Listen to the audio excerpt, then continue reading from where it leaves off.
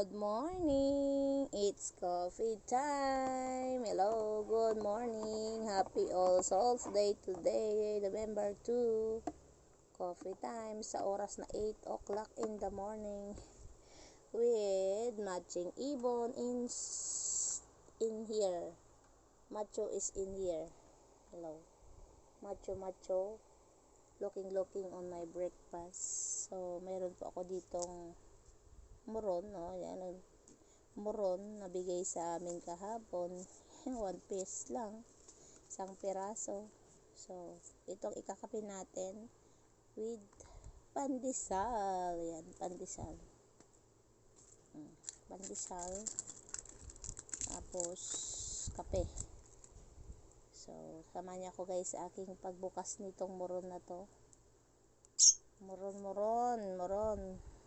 Yan guys, nabuksan ko na, di ko na napakita kasi isa lang ang kamay natin. So, ito pang itsura ng muron.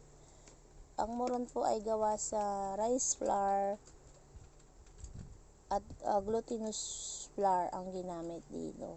So, hindi ako marunong dito gumawa. So, itatry natin to at pag-aralan at dagdag sa aming merienda. So, pero matrabaho siya guys. Nanood ako, pero matrabaho siya. It takes so much time and patience. So, ito po ang itsura ng muron. May chocolate on the middle. So, try natin kung anong lasa.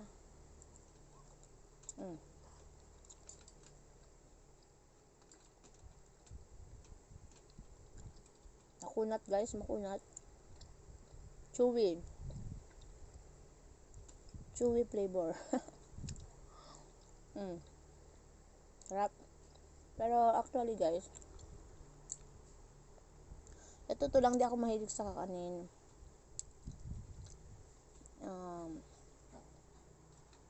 Weather lang po ang pagkagusto ko sa kakanin. Depende sa luto. Like biko, suman, ano pa bang makakanin, sapin-sapin, kalamay.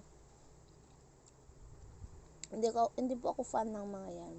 Mas fan po ako ng like kasaba cake,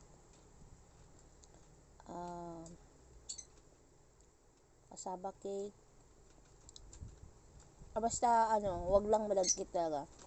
Hindi ako fan. Ano ba yan? Nilupak, gusto ko yan. Yung kasaba na nilagay din sa hindi ko alam, suman na kasaba, ganun yata tawag doon. Mas gusto ko yung ganun, kasaba cake. Compare sa ganito. So,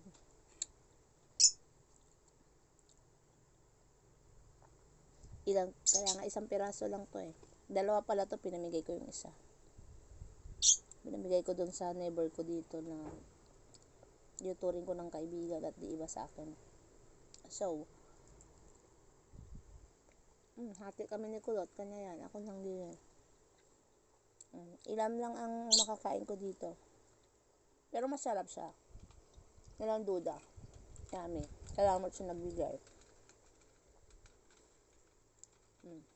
Meron pa actually na dito, tupig. Yung tinira ko kay Kulot, hindi niya kinain. So, hindi rin yata to mahilig sa kakanin. So, sayang naman, mayroon pa pong kalahati. Matigas na siya. Ninit ko naman siya. Ay, matigas na siya. Mas gusto ko rin ito. Compare din eh.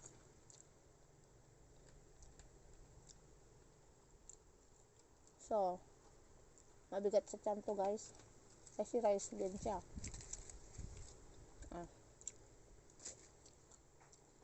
Apat na pirasong tubig, di pa maubos. Naangka pa. Ganun kami katipid. Hindi kami masyado hindi halatang hindi mahilig sa pagkain.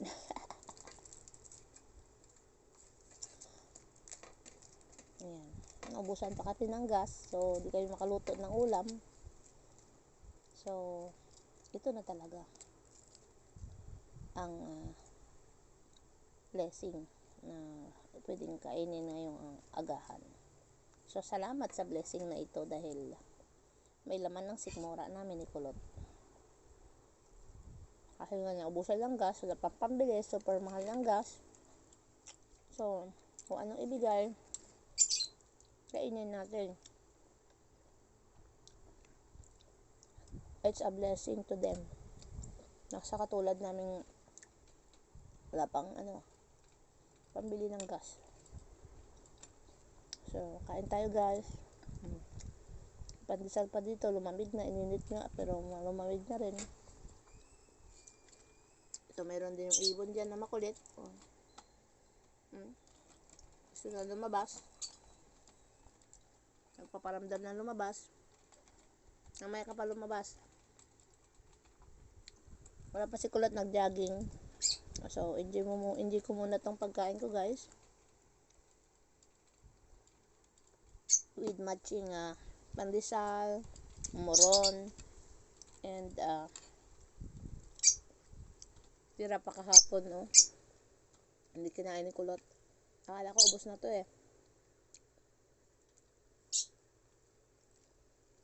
Tupig. So, thank you so much guys for watching once again. To support my videos, my upload videos, or my live streaming. Always, what can I say is always thank you. Thank you so much and God bless. Sarangyo.